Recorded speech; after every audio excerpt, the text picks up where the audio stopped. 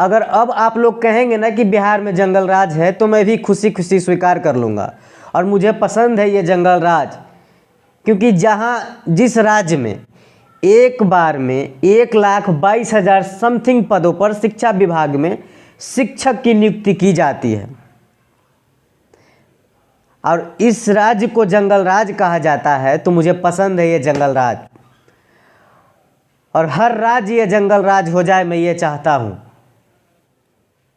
और मुझे वो राम राज्य नहीं चाहिए जहाँ राम मंदिर में कुछ भर्तियाँ निकाली गई है और सिर्फ उन अभ्यर्थियों के लिए जो गुरुकुल से पढ़ कर आए हैं। और पूरे भारत में गुरुकुल की संस्थाएं और विद्यालय कितना है आपको पता है?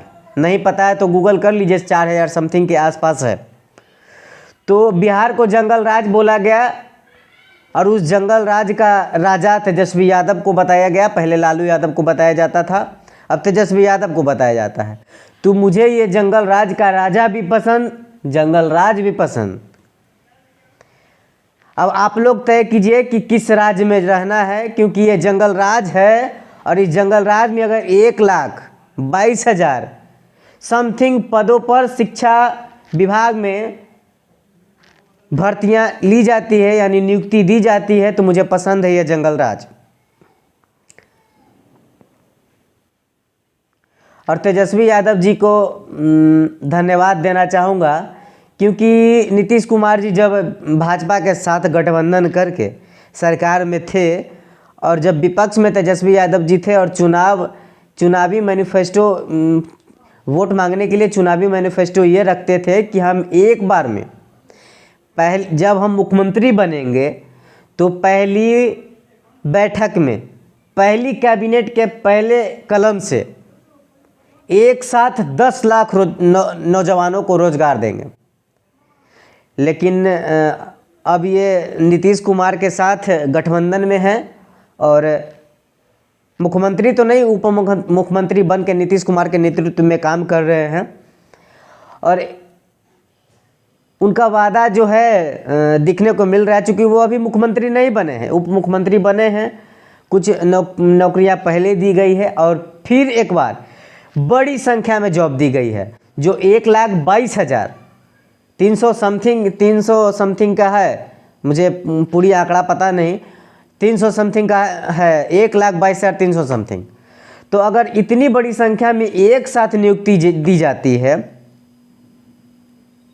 तो ये दिख रहा है कि तेजस्वी यादव अपने कहे हुए वादे पर चल रहे हैं।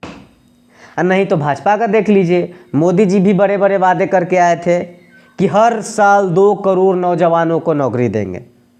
मिला? नहीं मिला। काला धन वापस लाएंगे, मिला? नहीं मिला। सबके खाते में 15-15 लाख मिलेगा, वो भी नहीं मिला। लेकिन हमारे तेजस्वी यादव, हमारे नहीं, हमारे बिहार के उप मुख्यमंत्री तेजस्वी यादव जो है, जो वादा किए थे उस पर खरे उतरते नजर आए हैं। चूँकि वो अभी पूर्ण रूप से सरकार में नहीं है, क्योंकि वो नीतीश कुमार के नेतृत्व में रह के काम कर रहे हैं उप मुख्यमंत्री बनकर। और उन्होंने 1,22,000 जो हमने पहले बताया है, बार बार रिपीट करने से तो कोई फ़ायदा है नहीं। तो मैं धन्यवाद देना चाहूँगा नीतीश कुमार को, नहीं तेजस्वी यादव को। मैं धन्यवाद देना चाहूँगा उस जंगल राज के राजा को, जिसने एक बार में इतनी भारी संख्या में नौकरियां दी है।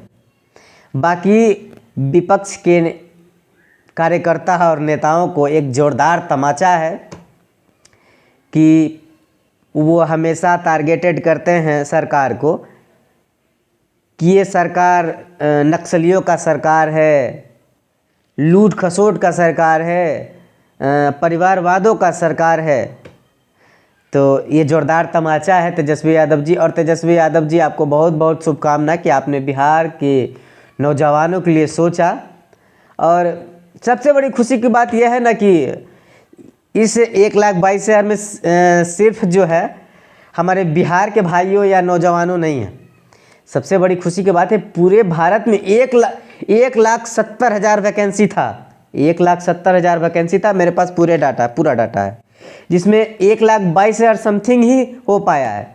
तो समझिए, और उसमें 88% है जो बिहार का नौजवान जो है इसमें नियुक्ति मतलब एग्ज़ाम बीपीएससी पास किया, और बाकी 12% बाहरी मतलब केरल, राजस्थान वगैरह वगैरह सब मिला के।